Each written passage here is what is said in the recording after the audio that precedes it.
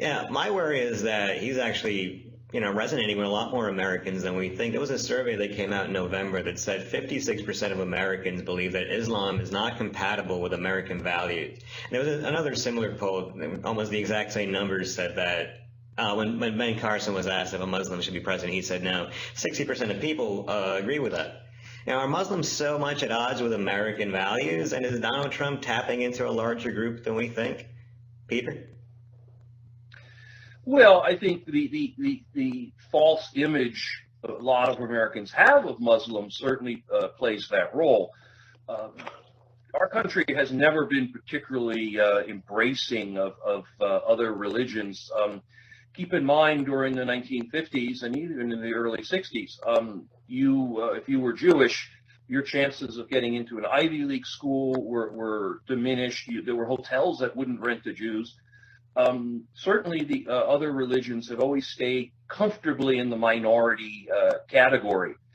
John F. Kennedy was the first Catholic president of the United States, and there was enormous fuss raised. I mean, now it's hard to believe, but I mean, there was enormous fuss raised over that. He had to actually make a speech where he said the Pope was not going to be controlling his administration in order to put people's fears. So, we have a history of this.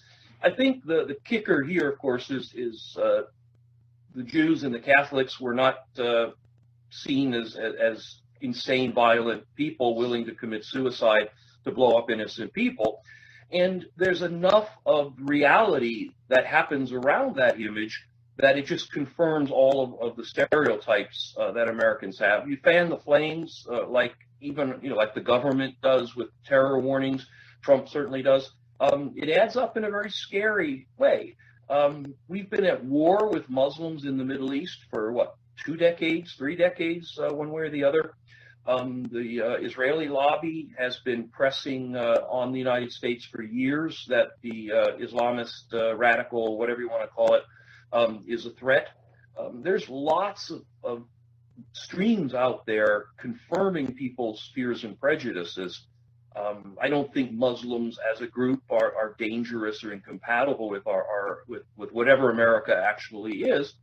But I think that's certainly the message that's being sent and received by a lot of people. Josh, do you think that America is an maybe anti-Islamic country, or do you think Islam is un-American?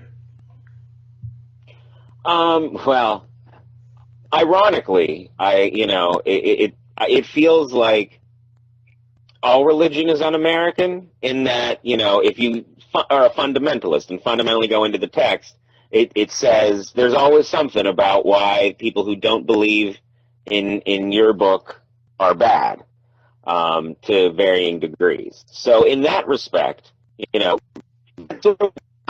we're not a theocracy. Instead of coming to the New World and creating a series of united theocracies somehow, it became what it did with a separation of government and religion and all that. So the problem with Islam that we actually don't get a chance to really talk about because, every time there's a terrorist attack,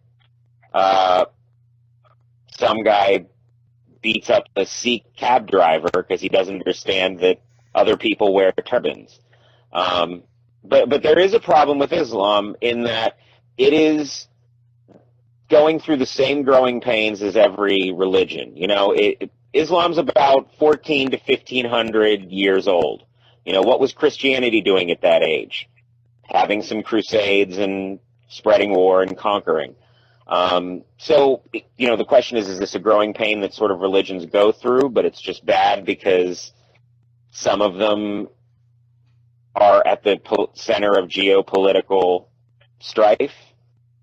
I don't know. It's a very complicated and nuanced issue. But the bottom line is, as far as like it being American, of course, anything that you want to be is American.